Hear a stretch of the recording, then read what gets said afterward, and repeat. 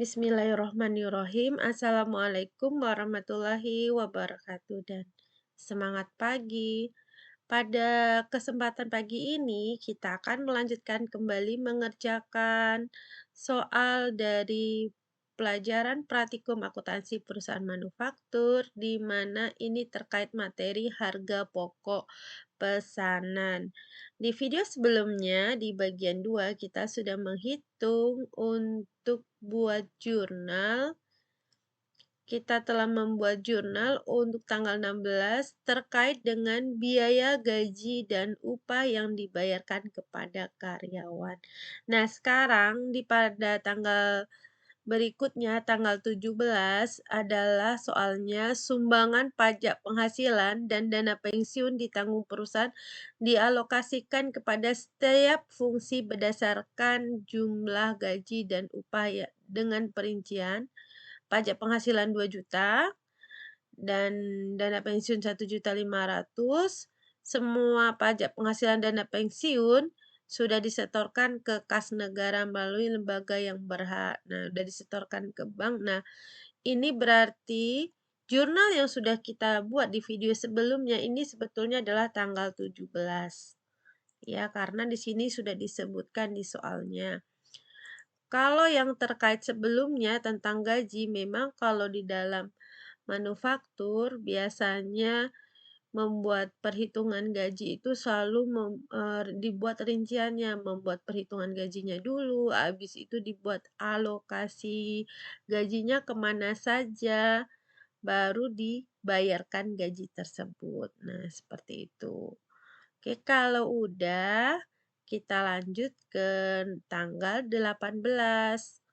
Nah, untuk tanggal 18 disebutkan di soal bahwa biaya reparasi dan pemeliharaan aset tetap pabrik yang dilakukan sendiri oleh karyawan perusahaan menggunakan surplus senilai 4.500.000. Nah, di sini biaya reparasi dan pemeliharaan aset tetap pabrik ini berkaitan dengan pabrik.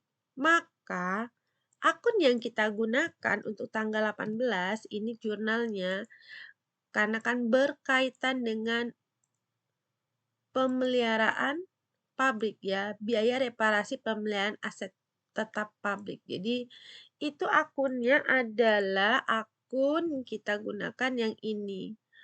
BOP sesungguhnya. Jadi yang berkaitan dengan pabrik itu pembebanannya itu BOP sesungguhnya.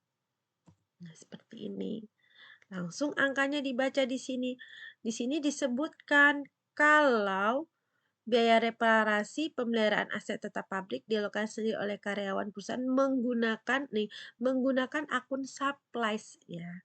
Jadi bebannya itu biaya reparasinya kita masukin karena berkaitan dengan pabrik adalah BOP sesungguhnya. Ini dia. BOP sesungguhnya. Ini angkanya 4.500.000. Karena menggunakan surplus, maka kreditnya itu akun surplus. Nah, kita kan pernah mencatat seperti membeli surplus seperti ini. Nah, terus ada akun saldo surplus juga kan di sini. Sebentar. Nih kan ada saldo awalnya surplus. Nah, jadi ini adalah mengurangi nilai dari surplusnya. Oke. Kalau udah kita catat di sini nama akunnya adalah supplies.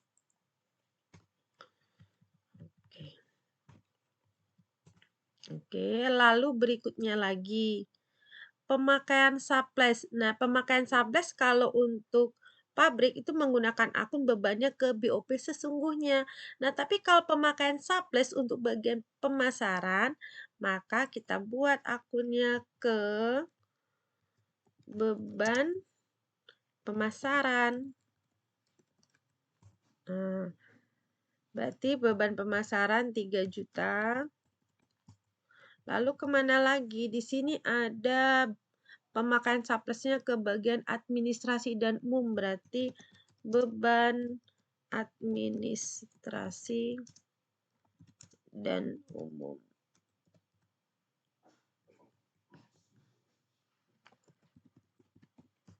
Berarti yang berkurang akun apa? Supplies. Nah, seperti ini. Jadi, di tanggal 18 ini berkaitan dengan pemakaian stok supplies.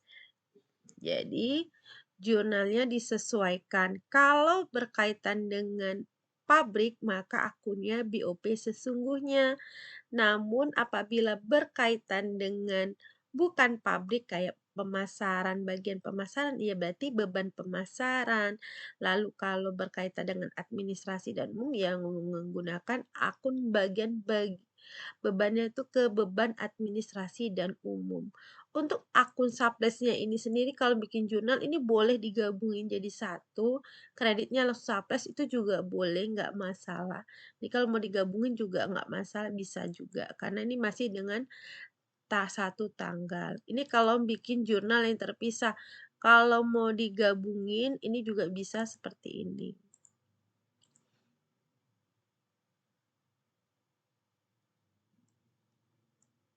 Nah, kalau digabungin tinggal dijumlahkan. Nih, ini kalau untuk yang digabungin. Nih, supplies.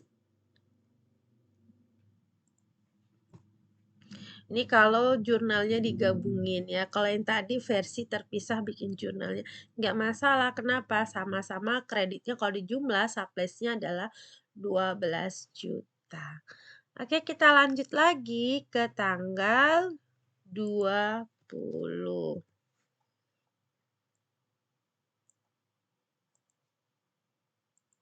Tanggal 20, biaya listrik dan air telah dibayar tunai. Nah, ini membayar listrik air dibayar tunai sebesar 4.500.000. Nah,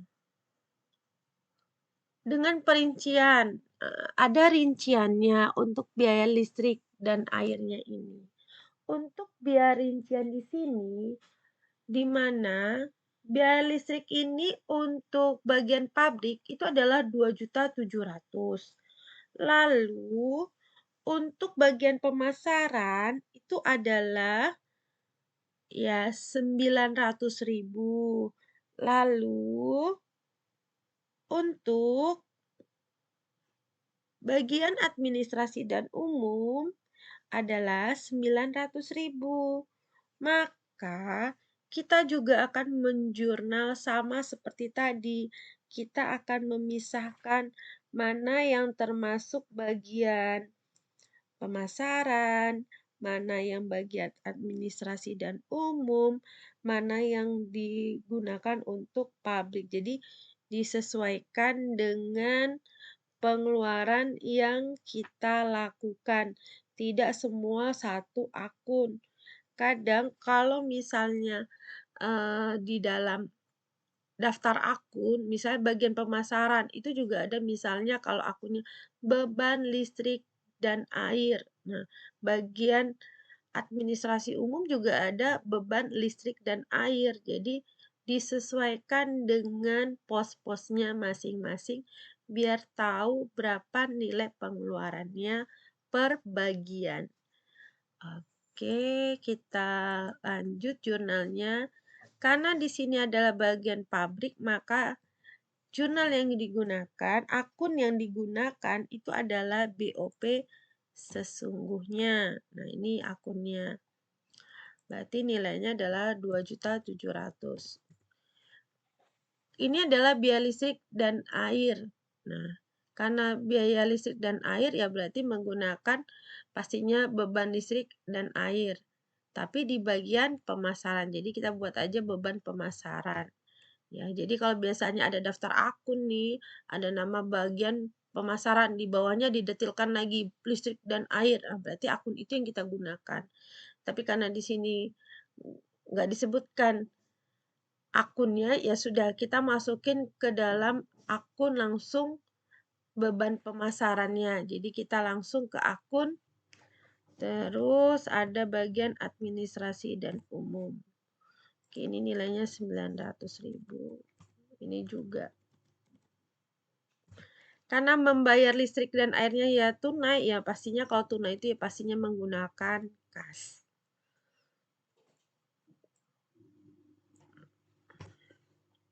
Ini adalah jurnal yang dibuat untuk tanggal 20 April. Demikian video kita kali ini terkait pencatatan transaksi tanggal 18 dan 20 April untuk pemakaian beban bagian pabrik, pemasaran, dan bagian administrasi dan umum. Terima kasih atas perhatiannya. Sampai ketemu di video berikutnya. Wassalamualaikum warahmatullahi wabarakatuh dan semangat pagi.